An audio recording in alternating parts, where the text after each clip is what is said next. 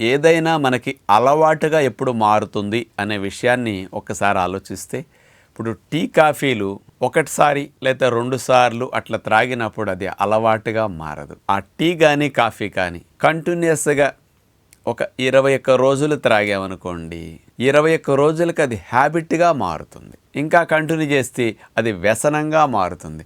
ముందు అలవాటుగా మారుతుంది, తర్వాత వ్యసనంగా మారుతుంది.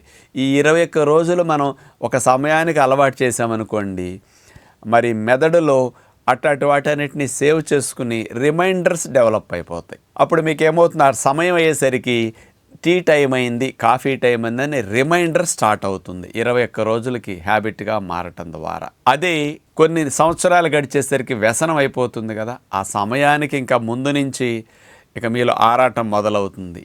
అది అందకపోతే సమస్యలు స్టార్ట్ అవుతాయి.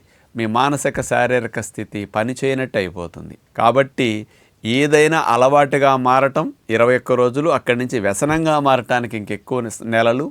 ఇలా అయిన తర్వాత దాని నుంచి మనం బయటపడాలంటే చాలా కష్టపడాలి. కాబట్టి అలవాటుగా పడకుండా ఏదైనా సరే మనం ఎంజాయ్ చేసే పదార్థాలను కానీ, హాని కలిగించే ఫాస్ట్ ఫుడ్, జంక్ ఫుడ్ని కానీ అప్పుడప్పుడు తింటే గ్యాప్ ఎక్కువ ఇచ్చామనుకోండి, రిమైండర్స్ తయారు కావు మీ లోపల. రిపీటెడ్గా దాన్నే తినాలని వాంఛ.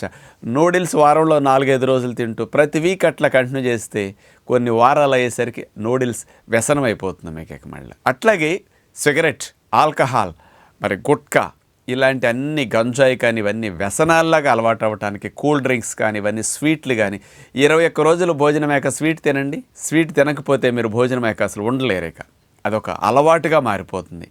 అంచేత రిమైండర్స్ మీ మైండ్లో డెవలప్ అవ్వకుండా ఉండాలంటే మీరు ఏదైనా సరే ఒకసారి ఇప్పుడు ఎంజాయ్ చేశారు, కాఫీ కానీ లేకపోతే స్వీట్ కానీ ఏదన్నా, మళ్ళీ కొన్ని రోజులు గ్యాప్ ఇస్తే అది మీకు హ్యాబిట్గా అలవాటుగా మారకుండా ఉండటానికి ఇది ఒక బెస్ట్ టెక్నిక్గా మీరు అలవర్చుకుంటే మంచిది.